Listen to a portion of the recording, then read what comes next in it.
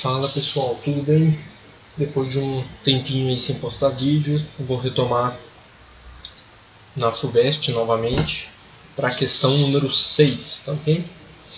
Então, como é que é essa questão aí? Uma caminhonete de massa 2.000 kg bateu na traseira de um sedã de massa 1.000 kg que estava parado no semáforo em uma rua horizontal. Após o impacto, os dois veículos deslizaram como bloco único. Para a perícia, o motorista da caminhonete alegou que estava a menos de 20 km/h quando o acidente ocorreu. A perícia constatou, analisando as marcas de frenagem, que a caminhonete arrastou o sedã em linha reta por uma distância de 10 metros. Com este dado, e estimando o coeficiente de atrito cinético entre os pneus dos veículos e o asfalto no local do acidente era meio, a perícia concluiu que a velocidade real da caminhonete em km/h no momento da colisão era aproximadamente. Vamos destacar as informações mais importantes aqui. Massa da caminhonete, sedã, massa do sedã.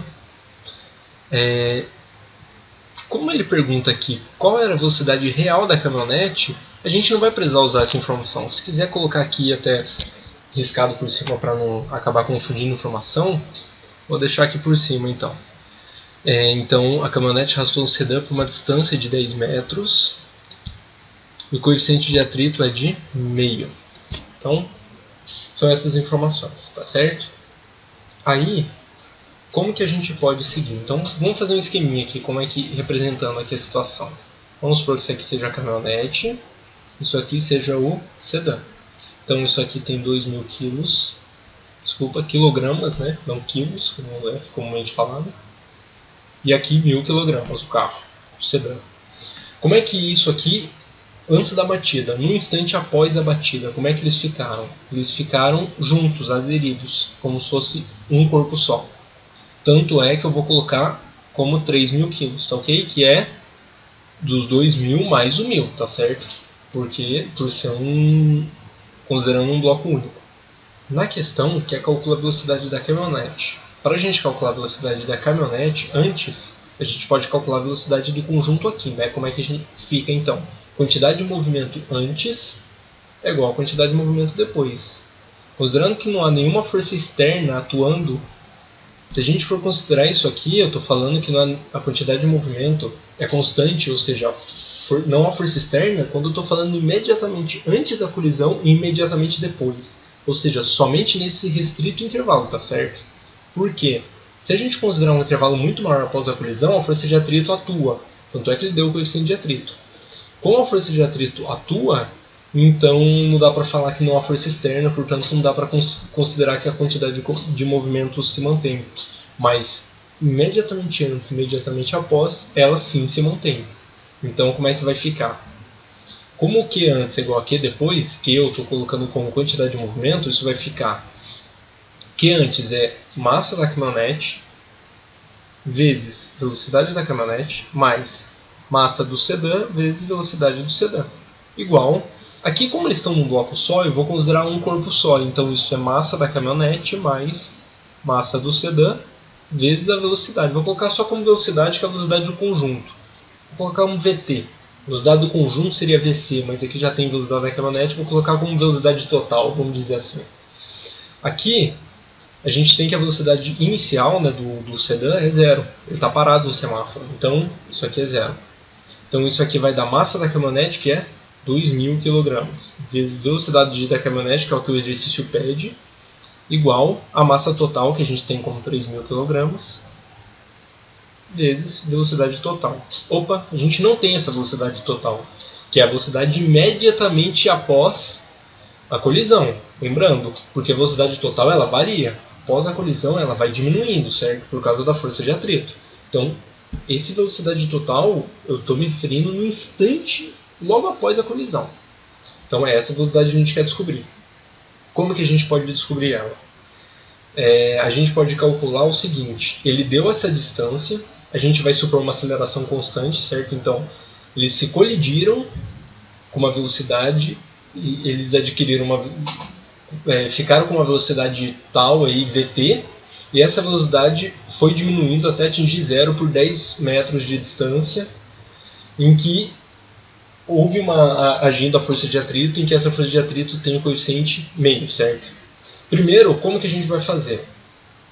Para descobrir essa velocidade, com tudo isso que eu falei, lembrando que eu não falei de tempo, vamos utilizar o Torricelli.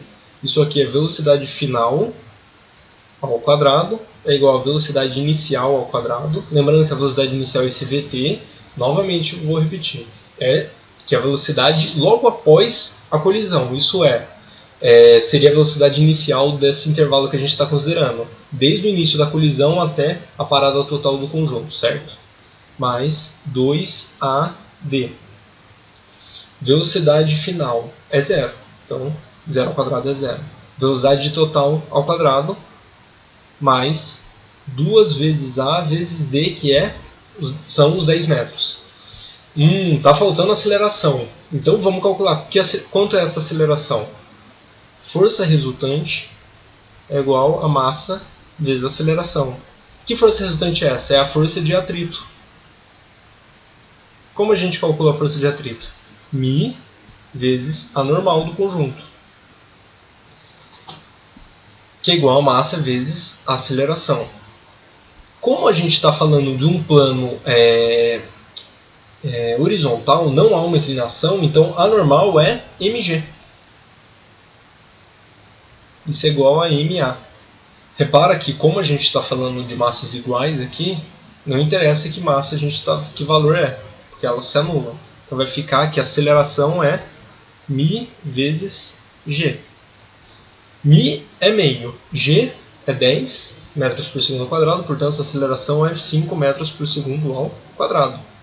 Agora eu vou pôr em preto aqui, só porque agora eu vou começar a retornar onde eu estava. Antes eu não sabia a aceleração, agora eu tenho, eu vou substituir aqui em cima. Então, uma coisa que é importante, aqui a aceleração está como positiva, certo? Mas eu não estou considerando se está acelerando ou desacelerando. Essa consideração eu estou fazendo aqui. Bom, se eles tinham uma velocidade inicial e ficou zero, a aceleração é negativa. Negativa em que sentido? É contrária à velocidade, ela diminui a velocidade. Então, como a aceleração diminui a velocidade, então aqui vai ficar menos 5 nessa consideração. Então, pegando, aqui eu vou chamar de 1, vai ficar 0 é igual a VT ao quadrado, mais 2 vezes menos 5 vezes 10. Isso dá VT ao quadrado igual 2 vezes menos 5, menos 10 vezes 10 dá menos 100. Passando para o outro lado dá 100. Isso é igual a 100. Bom, então VT é 10, certo? Raiz quadrada de 100 é 10 metros por segundo. Tá, agora a gente pode utilizar esse VT aqui finalmente. Então, o VT sendo 10, isso vai dar o quê? Agora a gente pode cortar os zeros. Então, VC, velocidade da caminhonete, é igual a 3 vezes 10 sobre 2. 3 vezes 10, 30. Sobre 2, 15 metros por segundo. Tá ok? Aí você fala, deu 15 respostas, então daí tem B. Muito cuidado com isso. A questão que é em quilômetros por hora. Aqui está em metros por segundo. 15 metros por segundo dá 54 km por hora. Uma coisa que pode lembrar, eu gosto sempre dessa referência, 10 metros por segundo é 36 km por hora. E como a gente está falando de 15 metros por segundo, bom, para a gente calcular o 15, como que a gente pode fazer? Em vez de fazer 15 vezes 3,6 é um número mais chato, o que a gente faz? Se 10 metros por segundo é 36 km por hora, fazendo uma regra de 3, então 5 metros por segundo é 18 km por hora, é a metade. Bom, e quanto que é 15? É só somar 10 com 5. Fazendo essa soma, a gente é o equivalente a somar 36 com 18. Então, em km por hora, isso dá 54 km por hora. Essa aqui é a resposta final, certo? Isso daqui da item E, tá bom? Esse exercício foi um pouquinho mais longo, exige um pouquinho mais de análise, um conhecimento, né, de conceito sobre quantidade de movimento, sobre move, que a gente fez uma questão anterior aí. Então, repare que houve uma interseção aí de conceitos, né? Então, é uma questão um pouquinho mais complexa. Qualquer dúvida, qualquer questão que tenha ficado pendente, não ficou muito clara, pode perguntar aí nos comentários, que farei o possível aí para deixar bastante claro, tá bom? Então é isso, espero que tenha ficado claro esse exercício, tá certo? Não se esqueça aí de curtir esse vídeo e se inscrever no canal, tá ok? Obrigado, até mais!